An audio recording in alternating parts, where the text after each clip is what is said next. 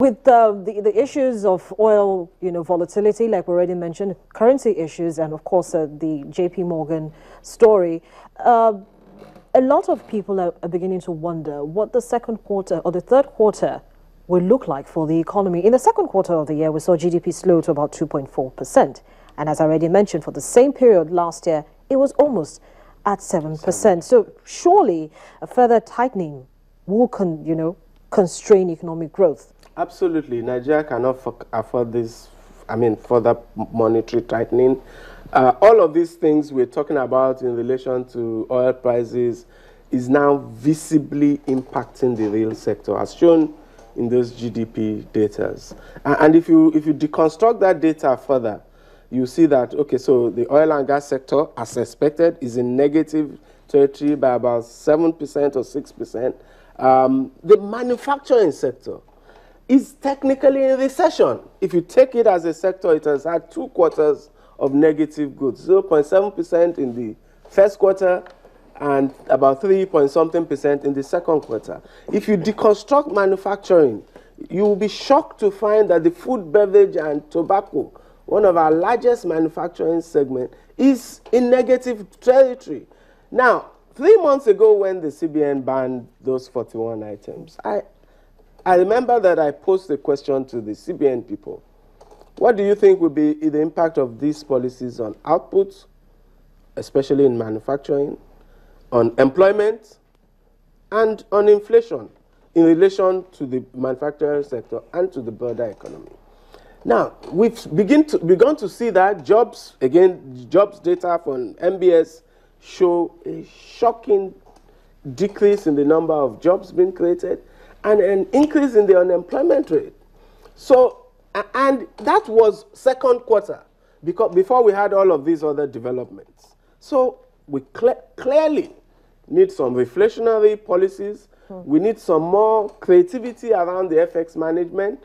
I think it is better to take, rather than have all indices go negative, including employment and all of that, it's better to take an adjustment in the value of the currency and have a resumption in growth and a resumption in employment. So you see, economics involves trade-offs. I don't like my currency to be low. I would like... But if we do a trade-off, for instance, and say that the central bank decides that, okay, let's readjust the currency, we still have inflation, to deal with. And we still have that would be the only thing we are dealing with. We still have high interest rates as well. So what should give for what? Given the circumstances, when you look at your falling reserves, when you look at your output that is declining, when you look at all of the other variables, in my view, and you look at the international dimensions of your business, you can, because that one you can readjust later, you can accept an adjustment in the value of the currency. Especially in my view, if you accompany that with policies that would stimulate offsetting flows of currency into your economy, and therefore put you in a position to quickly, first, not to take a very big adjustment, and secondly, to be able to moderate back to where you want your currency to be. But there have been countries, that have taken that step and gone ahead to devalue their currency, and it hasn't really turned out very well for them, because even at the time that they were devaluing their currency, they were putting in place policies that were going to ensure that whatever the case were, they would still stand strong. Most countries actually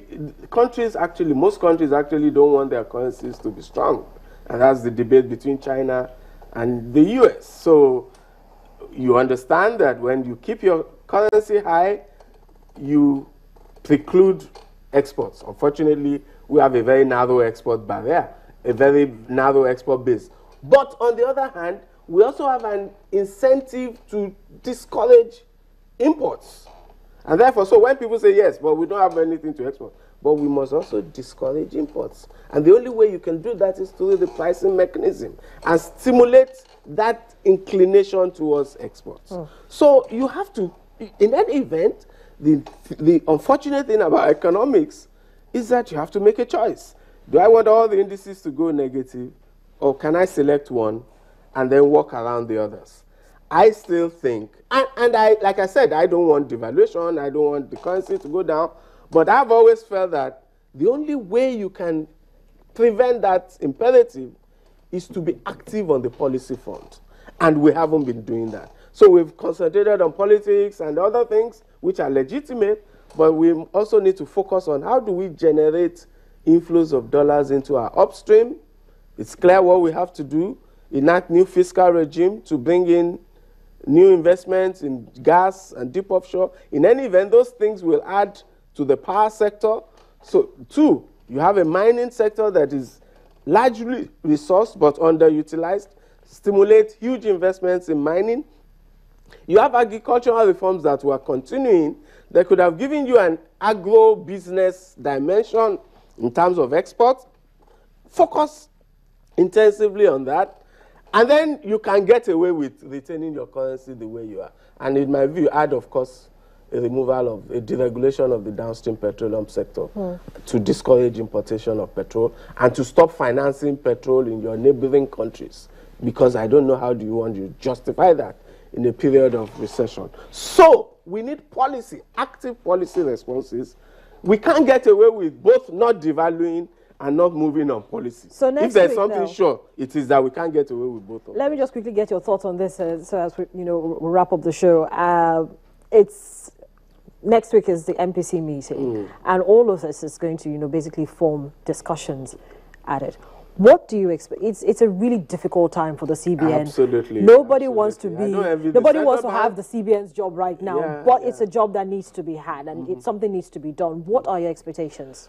Well, given the background of all we've spoken about, and then the added dimension of the Treasury savings, single account, which has sucked significant liquidity out of the banking system, clearly the Monetary Policy Committee should be moving towards some easing.